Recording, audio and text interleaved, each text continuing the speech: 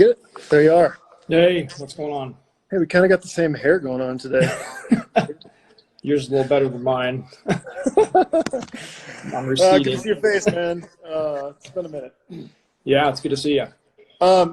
So for everybody that doesn't know, this is a friend of mine, Travis Haley. Travis, I would like for you to give 30 seconds on your background, but I thought it'd be really useful and helpful for our audience, and maybe for yours too, to get your perspective on what's happening, given your background and your exposure to this. So why don't you tell people a little bit about you, and then we'll get into it. Okay, I've spent the last 20 years, working for the government. Now I'm in, of course, a private practice in the defense industry.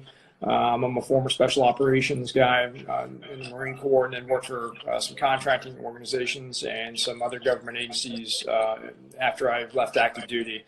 So I've lived and worked in over 47 different countries, and I've got over 10 combat tours in 3 different continents, I think. And so I've seen a lot of this pandemic before. I've seen a lot of tyranny and poverty and worst case scenario, and from having a front row seat to viruses and tyranny to ethnic cleansing.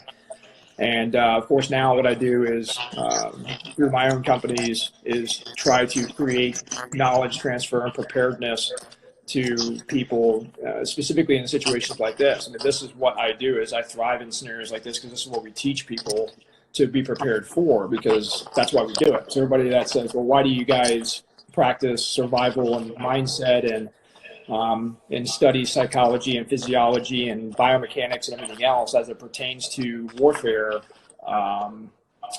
this is why. And so now people can hopefully see why that preparedness is so important. And that's what I wanted to kind of help and talk about today. Right. So I know you really come at this from a high-level military tactical background. My audience, I think, is a little less military, a little more probably average Joe around here. I'm not military, and I think we try to communicate these messages because I think these are the right things to share and try to put it in their perspective. I was telling somebody last night, I'm like, Travis, if there's 10 people I'd follow into a very dark night, it's Travis is probably one of them. So I do trust your information. I appreciate the time. I think if we break this down, there's a couple things going on. There's a virus, there's the fear associated with it, and then there's kind of economic impacts, right? I think they all have different pieces to them, but holistically, they're all kind of working together. And, like on a scale of 1 to 10, how would you rate this for you, or how would you rate this for the general person out there? That's a great question. And I think that the answer is it really depends on you. It depends on your preparedness, your mindset throughout this. Because right now, Christian, there's people still golfing behind me on the golf course. I'm just like, last night I drove around town and looked at restaurants, and there's still people gathering in birthday parties. I saw infants. I saw people over 70 years old sitting in restaurants. They don't understand. So right now, if we look at the scale for those people, it's a 1 or 2. Right? They're like, yeah, something going on, but it's not a big deal. For somebody like me, I also am a number 2 because I'm prepared. Because when a 10 hits, everybody else, the 2s out there that aren't prepared right now are going to become 10s very quickly. And so that's when you start to create this negative death practice, as they call it, versus a positive death practice. And and to clarify that, the objective here is not to create paranoia or hysteria that's already starting to happen. It's to prevent that from happening by being prepared, right? That's right. Kind of our theme here. So the scale, I think, depends on you. Now, from a reality standpoint, is there a danger here? Yes, it's a virus that we still don't understand. We don't know if it's going to mutate. That's the biggest problem. So that's, I think, the fear of the government and why they're trying to scale it down to, hey, 100 people now, no more bigger parties. So then we have NBA, NFL, Disneyland, you name them, everybody's shutting down. People have already been laid off. I've got friends, a lot of the friends that we know are already starting to go into almost a phase 4 contingency plan of their companies because they don't have the cash reserves to be able to pay people. So when more people start getting laid off because of the reality of the virus, the pandemic of fear, that scale is going to start going all over the place. And that's the problem, is the U.S. government is not coming down right now and containing it like they should. And that's the thing, is people goes, well, if there's a containment, if there's a quarantine, that's horrible. Like, no, it's not. It's a good thing, because we need to quarantine the sick people, the children's hospitals, all the other things that are exposed right now. They're exposed. Well, let me stop you right there and ask you this. Let me ask you this. If you were Dictator Haley of the United States, what would you do if you could pull all the strings? What would you do right now? First off, I'd never want that position, and I feel sorry for the man that's in it. But I would quarantine. I would say general quarantine. And that's I think the struggle, and why I wouldn't want that decision making, is because we're not like other countries. We're not a socialist government. We're not a communist government. We're a free nation of people that can do and go as they please. And so therefore, when you try to take a free country and say, hey guys, there's about to be a mass pandemic and everybody's got to hunker down and protect each other, we go, what? Don't tell me what to do. Where everybody else in the world goes, oh my God, this is a real thing. And they already have structures to support that. You know, we laughed at Italy when they went into a quarantine. Nobody's laughing anymore, because their numbers are starting to potentially stabilize here soon, where we are still wide open. And so again, not to create fear. That's not the point. If I had to make that decision, I would say we need to do a quarantine right now and educate. We need to educate people of what to do. Right. And that, I don't feel that's happening right now. So well, you said something last night that was really interesting. You said, I've been to all these different countries. I've seen this kind of happen in other places. And the problem with our generation in the United States right now is we've been very isolated to this. This has been a very safe place for most of our lives, if not our entire lives. And so it's hard for people to comprehend, because, the news cycle is always showing some kind of disaster, but it affects very few of us. So now it's like the boy who cried wolf, right? We're telling people, hey, this is serious. And they go, I'm still going to go to the restaurant. I mean, I saw a video the other day of some people, walking on the beach, holding hands, tons of people. They think it's a vacation, and it's not. Yeah. Here's the biggest piece of information I can give people. I love this country, man. It's a great time to be alive. But we are one of the youngest countries on the face of the planet. Right. And then, like I said last night, the audacity for us to say that we are the almighty, that nothing can happen like this to us. Welcome to the rest of the world. And so I believe that audacity and the naive aspect there needs to go away immediately. We need to realize that this is very possible. It's very real. And other countries that have been exposed to this, Australia is a great one. I just got back from there. Other countries and those really, the epicenters have immediately quarantined and started doing processes that even back in the end of November. And here we are in, I don't know what month it is. Was it March? Yeah. We haven't done anything. Now CDC, FEMA, Evercourse, Stafford Act's already been enacted, so they're making the rounds. And eventually, what do you think is going to happen when they go from 100 people, now it's down to 50 people, now it's down to 10 people? The quarantine is going to come. It is going to come. Okay, so let's just say that we know for a fact, absolutely, it is going to come. Which is, they're talking Thursday or Friday this week. Okay.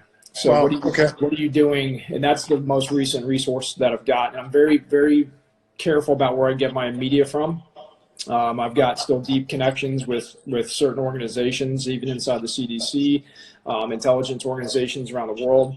And they're telling us that y'all need to start wrapping up, man, and containing things. And so when that happens, you're going to see, again, that scale and fear start to go crazy, simply because of the lack of knowledge transfer from our government right now, and lack of taking it serious on the individual and family part. Even businesses. I've got some businesses I got buddies that run $300 million companies that are already liquidating all their assets, and they're trying to gain cash. And I'm like, well, what do you think cash is going to do? And if you look at something else here, look at gold. I don't know if anybody tracks gold, but in the last 20 years, gold has spiked up until recently, right? And now it's dropped off because people even realize that gold's not even going to work on the streets. So people have all these different theories. So where does that leave us? What do we do, right? That's the big question.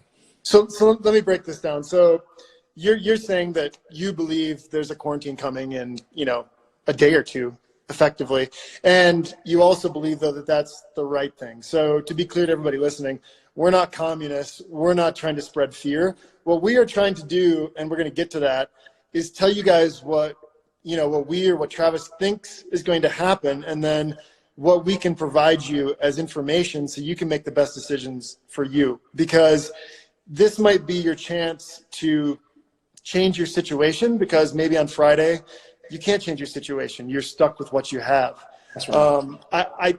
I feel like a complete crazy person saying these things right now, and you probably do too, because it just seems so unrealistic. But Travis, you're not the only guy that's told me this. There's been several people that have told me basically the same story. And so, I think it's important to educate people and to just give them our perspective. We're not forcing anything on anybody. This is our perspective, and this is our recommendation. So I think just not to cut you off there, Christian, but I think that's the best thing that people can do right now is accept this. They have to accept this, because if you aren't okay with the way things are, then you're going to suffer, right? And so until you're okay with the way things are, you won't reconcile with that suffering. So we have to do that. And I think that's where the prepping comes into play, not from a paranoia, prepper type standpoint. I mean, we are, because it's our life. That's what we do. That's what we commit our lives to, sharing that information and products and trying to help people prevent these scenarios. I mean, look at what you guys are dealing with right now in Utah, man. It's snowing right now, and an earthquake just hit. I know. If locusts start flying over, I don't know. I'm just like, oh man, and enjoy my final days. If locusts start flying, I was planning on going to Utah, and I'm like, dude, you all need to come down here. But so that's also going to create a little bit of stress if power can't come back on, and now it's snowing, and then all of a sudden we go into a quarantine. So are you in that scenario right now? You're affected. Yep. Is 1 in 5 families in the United States already having layoffs and feeling it from the business and financial perspective? Yes, it's happening. We were at a hotel last week, or some of my family, and the hotel basically said, sorry, you got to go. We just fired everyone. This was in Las Vegas. Okay. I'm already shut down. Shipping is starting to slow down for me, and training has slowed down. I can't go on the road and train anymore because nobody wants to get on a plane. So I've had to cancel the next 4 classes. I'm waiting for FedEx and UPS drivers and everybody else to say, hey, I'm not going to work because I don't want to get contaminated. Because as of yesterday, FedEx employees got a new policy saying that if they get sick, they will be quarantined. Why would I go out and drive my truck and take the chance of being quarantined away from my family? So they're going to start slowing down, which means everybody needs to pivot. Everybody needs to adapt right now and realize that. Yeah. Travis, let me ask you this. What do you think? I'm just reading some of the questions coming through, and I want to, I think some of these are good. Like, what do you think quarantine actually looks like? Because I'm assuming people have different perspectives of that. I mean, in Italy, you can still get groceries and you can go to the doctor. I know. Yeah. But what do you think that looks like here, in your opinion? I think it's going to be a lot of that. I mean, there's so many different types of quarantines that they could do, and I think that's why they're kind of delaying, because they want to make sure that they do it as best as possible, if there is that such thing. I think a good quarantine immediately would be to isolate all sick people, again, children's hospitals, anybody that can easily be affected by the virus. That's an easy quarantine. That's an easy shutdown to not let outside contamination come in. For us in general, I like to ask people this.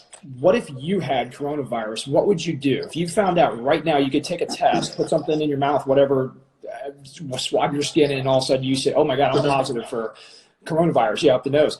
What would you do? You'd probably quarantine yourself. So why would you go run around and go out and shopping and stuff? I would hope that you wouldn't. So I think there are certain people that we will have to worry about that do that.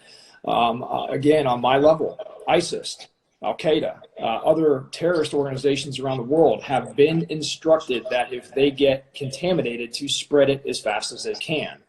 Okay, so I wish I had hours and hours to talk about all the things that have been told to us that are confirmed, but I don't. And the only time that we have is right now is to do this knowledge transfer for preparation to take care of yourself and health and wellness, because we don't know exactly what type of quarantine that's going to be.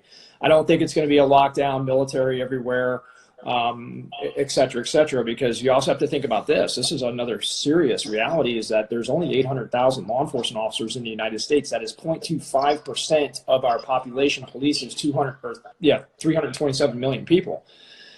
They're not ready for this. They're not ready for the pandemic that potentially can happen. So it comes back to us, the republic, the people of the United States of America that make the decisions, not our government. Stop relying on resources, because you're not going to get it. You need to be resourceful, because that's an innate thing that we were born with, and we need not to forget that. Yeah, I spoke with my neighbor after our talk last night, and I said, hey man, I want to put you in charge of getting everybody in our neighborhood just on a text chain, just so we're in communication, right? So if something happens fast, we can all go, hey guys, here's what I know, here's what's going on, who's got this, who's got that. I don't think this is an overreaction anymore. I'm not an alarmist. I never have been. But don't wait until it's too late, right? So as you're saying all this sounds kind of overwhelming. It's like a huge wave coming into shore, and it's like, I don't know how I get past that. But there are ways around this, right? So, for the average person out there that's watching this, what would you tell them they should be thinking about right now as like a step one? And we can circle back in a day or two and reevaluate, Sure. or in 2 hours. It doesn't matter. Like, we have this technology for now. But I think the analogy I gave you when I talked to you earlier is like, wow, I'm feeling fat, I'm going to get on the treadmill. I'm not skinny when I go off the treadmill, but I'm feeling better mentally about moving in that direction, right? So for people, what's the bite-sized stuff that they can do right now that's going to set them up for success? Yeah, that's a huge analogy, is start something, right? Get on the treadmill. So I would say, first off, do you have the provisions that you need to last at least a couple to few weeks, right? Because that's realistic. I'm not going to say go get 6 months of supplies, because that's not realistic for most people. And we laugh, like, I know up in Salt Lake, I've got a lot of great Mormon friends. I've got Mormons that work for me. Nobody's laughing at them right now, and because they have this plan, and people have said, oh, you're paranoid. Guess who people are going to be going to now? The people that are prepared. So I think get as many provisions as you can, and think resourcefulness. Dried foods, like, I've been looking around the internet trying to go to stores. There's not a whole lot of stuff. So that's the first problem. I don't want to say it's already too late, because we can be resourceful. In the worst case scenario, you guys just got hit by an earthquake, power goes out, water, you can't boil stuff, you can't, so what's your resourcefulness? Well, I'm down here in Arizona. If water and everything stops here, I got a pool in the backyard. I'll figure it out, right? I got a lake behind that. So being resourceful is important. I think here's a big one, because if you can't get provisions, then you need security. And when I say security, that doesn't mean, because I've looked at some of the comments coming in, and guys, the people that are saying, oh man, I got a gun, I'll be good. Please don't go there. All right. I've got a lot of combat operations under my belt. I've unfortunately seen and done things that I wish I never had to. That's not what we want to do here. So stop. You're being a part of the problem instead of being a part of the solution. And this is coming from a guy who is the gunfighter, so take that for what it's worth too. This is the last thing I want to ever have to do again in my life. If I have to, it'll be necessary, but it's not going to be my priority right now. My priority is my family. My priority is my health. My priority is preparations and being resourceful and getting as many provisions as I can right now. But I'm not stockpiling, tanks of propane and 5 years of food, because if it comes to that, guys, and there's deer running through the street, like in some movies we've seen, you're not going to be in your house anyways. So that's the next problem. And I think we can maybe, if it does start to escalate here, we can talk more about those things. I'd like to do these videos daily, if we can. Yeah. But I think security is a big one. So think about this really quick. We have something called concentric rings of security, right? It's a common sense thing. If you think about me, here's my family right now. What is my concentric rings of security outside of that? So we do a lot of home defense style courses and analysis of people's security. and give them information. And the biggest thing that I hear people say is, I got a gun, man. If anybody breaks in my house, I'll just shoot them. It's like, that's the last thing you want to do. And that means you're a soft target. You're not a hard target. I don't want people to get through my windows, right? So I've got 3M laminate that I got from Uline a long time ago that I can simply squeegee on. You can't get through this with a sledgehammer. And if you do, it's going to be 1 minute and 40 seconds later, and you better be an advanced explosive breacher to figure out how to do that. So that's I don't have that. That's $65 on Uline for 25 yards. You go out with a squeegee and some squirts, soapy water, you can apply just like tint.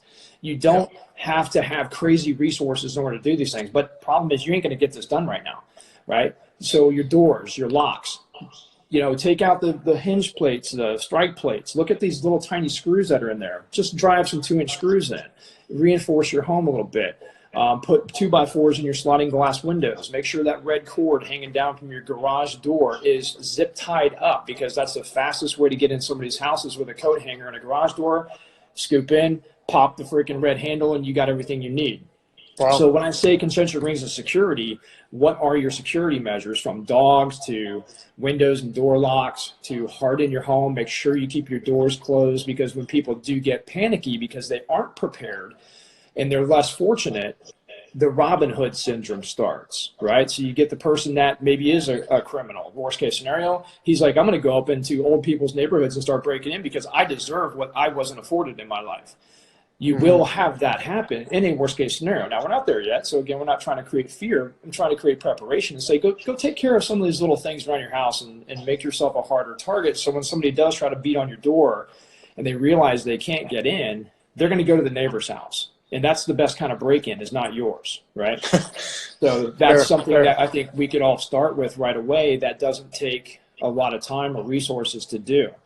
Home Depots are still open for the most part. You can get out to Lowe's. You can get those type of provisions. Don't forget about those, right? It's not just food and toilet paper that you need right now. So that's probably some of the first places I would start for people. So, bolstering your home, thinking about access points, thinking about, even things like, as long as we have power, Ring doorbells or cameras in your yard or your driveway. Any heads up is important, I suppose. I've got a big dog here, and anything goes by on the road, he barks, and you're not gonna not hear him. So that's good. For me, like that feels good. That's great, man. So you're talking about a couple weeks of food. Is water an issue? Because I have a hard time believing that the faucet's going to stop working. It could, but what do you think about that? I think we're going to be okay. And I think the government's going to do everything they can to keep internet, Wi-Fi, all that stuff going, because that's how they're going to communicate with us. If that goes away, we have a serious problem, and you're already in phase 6. Okay. So you're on your own at that point if you can't get any more information in. So, I don't think that's going to be a problem, but again, let's look at it from a basic rules of 3 standpoint, right? This is military survival. This is general survival. This stuff. Rules of 3. 3 seconds. It only takes 3 seconds or less to lose your mindset. Like I gave an example yesterday in a video that I did. You just crashed your plane in the middle of the mountains. You're perfectly fine. You're a little banged up maybe. You stand up and you look around and you're like, oh my God, I'm going to die. It's like, no, you just lived through a pretty bad scenario. Now you're alive. Why are you killing your own mindset? So the next thing that comes is 3 minutes without oxygen. That could be fires and tents and, lean-tos and calving of caves. And people think it's smart to put a fire in a cave, or avalanche. Right now, you guys got a lot of snow going on. So that's kind of where that rule lives. Yep. 3 hours without warmth. Well, hey, power goes out. You need warmth up there in the mountains right now. That will kill you quicker than a bullet. Yep. 3 days without water, 3 weeks without food. So there's a general easy thing to remember to help you identify what your priorities are and the provisions that you need. So, but mindset is the most important thing. How you practice dying is exactly how you're going to die. Okay. So that's your mindset. What do you mean by that? I think it's a lot of people are fearing fear right now, right? Because fear is the pandemic here, guys. It's not the virus itself. Yeah. To be clear, we haven't talked about virus and the symptoms for 15 minutes here. This is more about the reaction to the virus. That's right. Because I would say that a lot of us have already been exposed to the virus. there, and again, I'm not scaring people here, but if you look at the John Hopkins numbers where it says 207,000 confirmed, 8,249 deaths right now. Guys, the numbers are way bigger than that. That's just confirmed. And the rest of the world's not going to update their numbers as fast as we'd like them to. I've talked to people in the CDC right now that are actually virologists that are working on investigating people and that actually have the virus. And the virologists and the doctors have the virus themselves, but they're still told to go to work. They're putting on all their PPEs and they're going and doing their jobs because they're not affected, right? Because they don't have immune compromises or anything else. So they're saying that, like one of the guys in Florida, because that's a big concern down there. My folks are in Florida right now. They're in their 80s, and that's a serious concern for me. And so I've done my best to communicate to them. And their numbers, though, down there in Florida are, if I look right now, actually 217 cases, 7 deaths. Yesterday there was 143 cases and only 5 deaths. So you can see it's already starting to climb, but we don't even have the testing yet in place to where those numbers are going to skyrocket. I heard yesterday that there's over 100,000 cases in Florida, and also that there's actually 70,000 cases here in Arizona, but Arizona only shows 21 cases. Okay, so let me stop you right there. So what you're saying is, while they're reporting 200 or 300 cases in Florida, you're saying it's more like 100,000, and the reason being because they haven't tested. Yeah, so, because that's a reality. It's a virus. You know how fast this stuff spreads, man. Now they just found out this morning that it can stay alive in the air for hours or on surfaces for days. So like that's now a serious issue, which goes back to prepping. I heard of something this morning about bleach. Spray everything with bleach, including yourselves. No, don't kill yourself with a respiratory issue. Use soap, man. Soap's the best thing for right now for the virus is what they're saying. But again, back to the numbers. People are going to start seeing these real numbers come out. That's going to start to create the fear itself. So back to my statement about fearing fear, I'd rather you have a good relationship with death, right?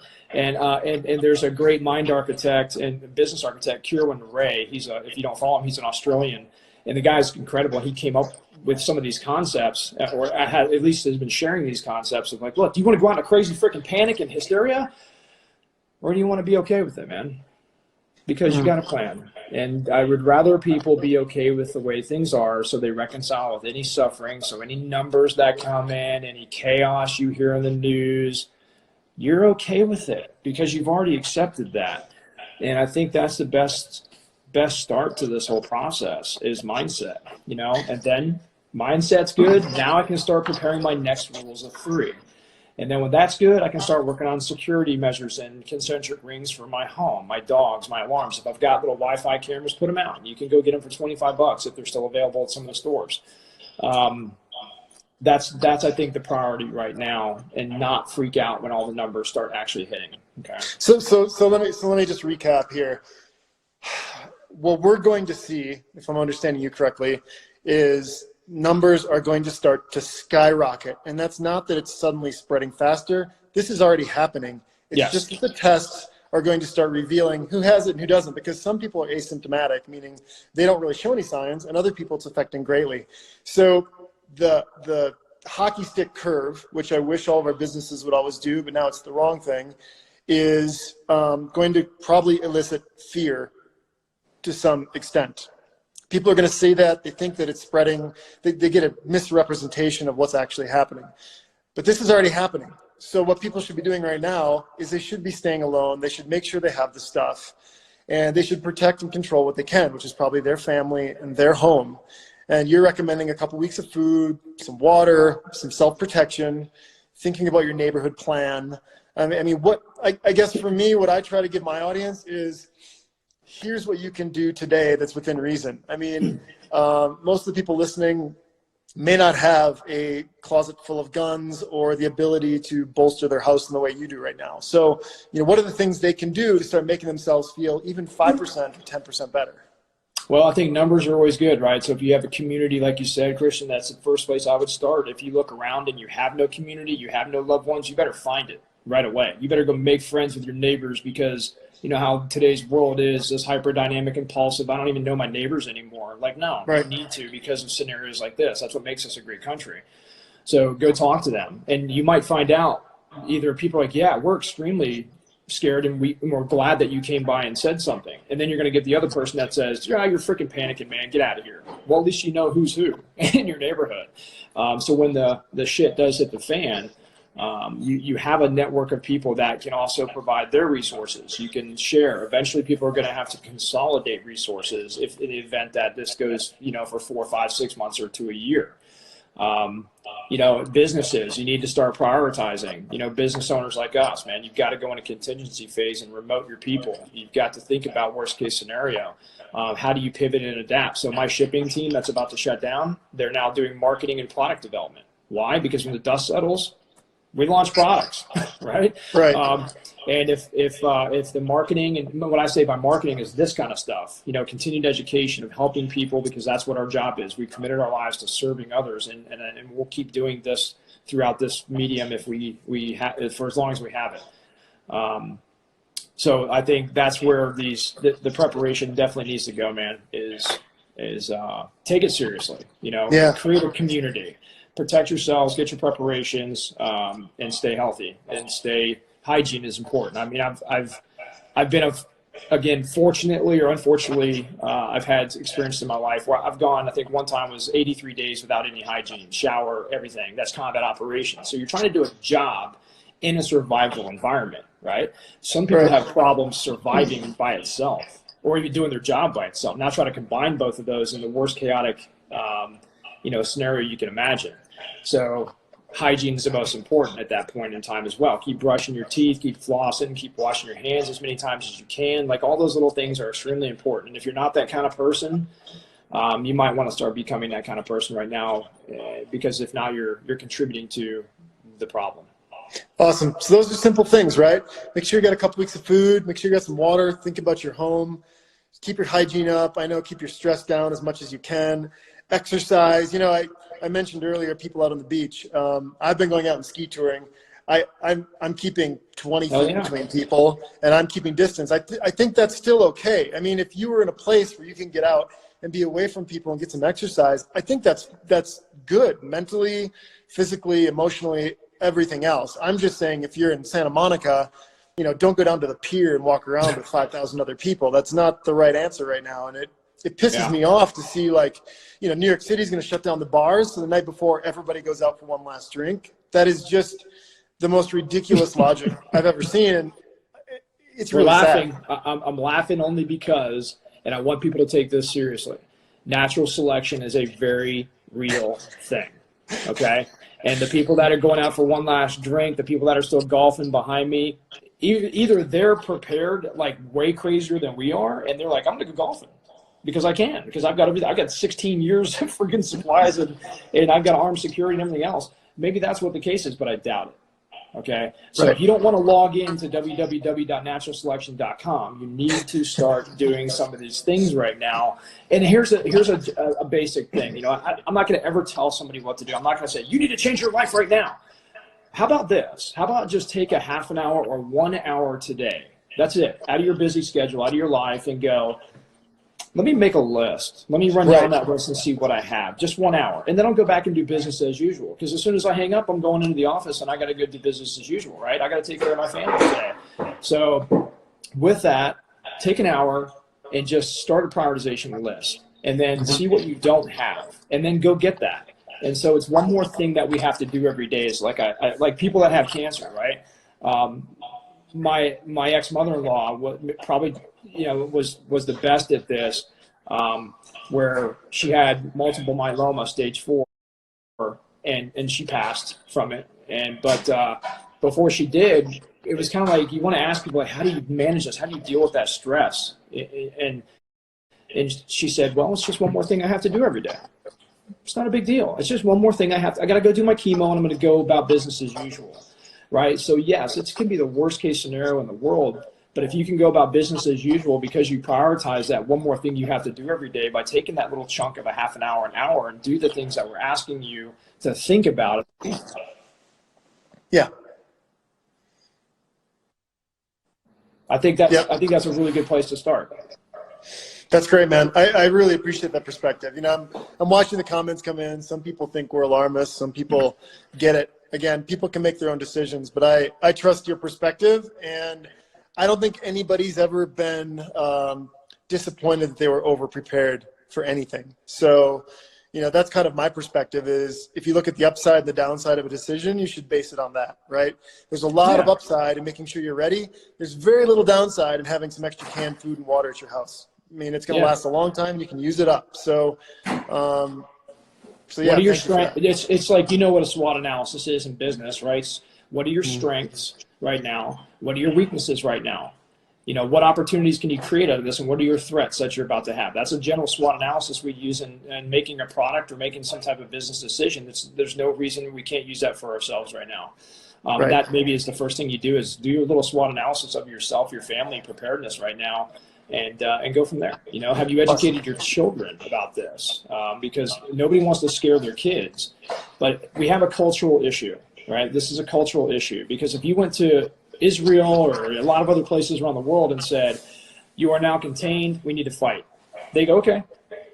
Yeah, because they've done that all their lives. Here, if we say, hey, flip the switch, guys, we got to turn it on. This is actually happening in the freest country in the world. People will sit there and argue with you, just like some of these comments that are coming in right now. And I'm okay with that, guys. If you're in disbelief of what we're saying, then feel free to log into that website I said earlier. Again, at the end of the day, dude, I hope this is all a big ass false alarm. I really do. I would love that the government comes out and laughs and goes, oh, we were just testing your readiness. Because it is, regardless, right? And so take it a little bit more seriously. Because I would hate that these people that I serve, every one of you out there that's listening and watching right now, I care about you. Okay? Yeah. That's why I'm saying these things. I'm not saying it because I give a shit about my brand right now. I don't care. I know you don't care, man. That's why we're doing this from our homes. We're remoted already. Yeah. And we've been there. We do this it's like if I went to a doctor and I said, Doc, can you check on me? And he goes, hey, you have cancer. We just found out. I'm going to be like, dude, you don't know what you're talking about. See you later. Right? No, I'm not going to do that, man. So, and I'm not saying we're the authority by any means, right? No, and part of this for me is getting a lot of perspectives. I talked to Jack Carr this morning. I talked to my buddy, Dr. Eric Meyer. Eric has saved lives on K2. He's summited Everest without oxygen. He's a doctor. He does Operation Smile around the world. He's seen stuff too. And I think all of these perspectives, my hope is at some point, something's going to resonate with everybody and move people in a direction where they're more prepared. Because I always say that Freud, you know, he's quoted as survival of the fittest, but what he spent most of his time researching was the power of community and how the only way humans got through anything was together, whether it was a woolly mammoth or an invading army or anything else. So maybe you can call me selfish for this because my hope is that we can empower, let's call it, you know, there's 300 people watching right now. If those 300 people take steps to be more prepared for this, that's a step in the right direction. And maybe it's not all the way there, but we did a couple runs on the treadmill and we're moving that way. And I really think that snowball effect going back the good direction is what we need to focus on right now. So I really appreciate your perspective and kind of giving this advice to people. Well, if I can say one more thing based on what you said earlier about adapting and evolving, right? I think that's what we're doing here. Number one, if you believe in Darwin or not, I don't care. But he was correct when he says it's not about the strongest, or smartest of species that survives. It's the one that's most adaptable to change. And that's what this is forcing us to do right now, is to adapt and change. And if you fight that or you're resistant to that, you are not, in the words of my friend and yours, Chris Hendrickson, you are not respecting evolution. So if you don't respect evolution, that is a Mother Nature way of being.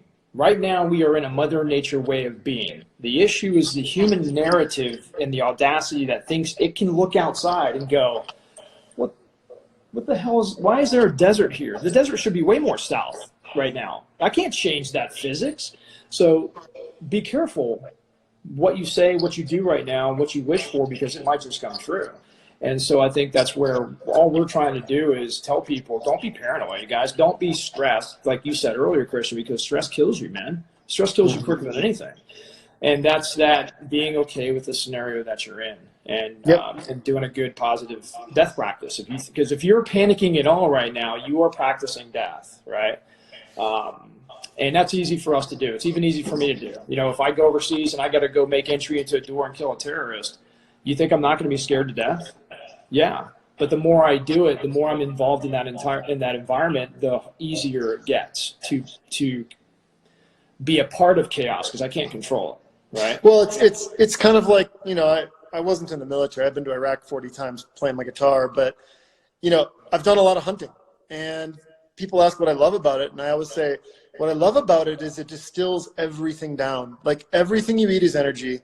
Everything you wear is for temperature regulation. Every noise becomes amplified. And we've been isolated from that as a culture for so long. And you go back to like nature and what's actually happening. I like that stuff because it allows me to get back to what I should be feeling as a living, breathing organism on this earth. And it teaches you things, right? And the problem we have now is most people have zero experience with that type of a situation. I live in Park City, Utah, where people are constantly climbing and skiing and hunting and hiking, and they have some experience with nature. But for people that have like lived their whole lives in Los Angeles or New York City, it's not that you're dumb, it's just that you haven't been exposed to it. And it's practice. It's practice, you know? Right. And those are some of the first places in the worst case scenario, again, that's going to become a cesspool. Yeah, because it can't sustain itself by any means. So that's the next problem, is where's everybody going to go in the event that it does turn to that point, which hopefully it never does. But I'm always thinking about that, because I'd rather have it's like scuba diving, man. I'm just going to throw my stuff on, put my regular in my mouth, and jump in the water. I'm going to plan my dive and then dive my plan, right? And and then of course have contingencies along the way, because that's always important to have. Yep, great, man. Well, listen, that is a massive brain dump for most people. Should we do this tomorrow? Do it in a couple of days? Whatever you want to do, man. I mean, I think as long as people are. Yeah, I think between both of our channels and a lot of other guys we're going to start connecting with, I think this is going to be a really great medium for us to utilize. So I would love to do this again with you here in the near future. We're also going to be doing it as well on our channel daily if we can help and maintain that schedule for right now with all the other stuff that we're trying to deal with. Because that is important, and that's what we've committed our lives to doing, is serving you guys. If we can't do it through actual training or products, we can do it through knowledge transfer, man. So I appreciate you having me on today, and let's keep going with this and stay positive and practice the right way to go, man. We're on the treadmill. That's the best part. So here's what I'm going to do. I'm going to save this. Instagram Live will keep it for 24 hours. I'll save it. I'll give it to you. We can put it on YouTube, Facebook, wherever, so people can watch this, and I'll just keep collecting these. And, you know, if we're way off, I'll delete them quickly. but for now, I think this is really good information that we can keep sharing. And I'm going to make sure, you know, everybody that's your audience, ours is at Uncharted Supply Co. I'll make sure to put a link up there. And then you're at Haley Strategic Official, right? That's correct. So, you know, we'll try to keep this communication open. I'm going to put a little question thing up, and maybe I will share these questions with you. So next time we come back, we can answer some people's questions directly, but I think it's a great start. And dude, thanks for the time. It's valuable. I really appreciate it. That's what we're here for, buddy. All right, take care up there, and stay sharp and be safe, okay? You bet, man. Talk to you later. Talk to you later.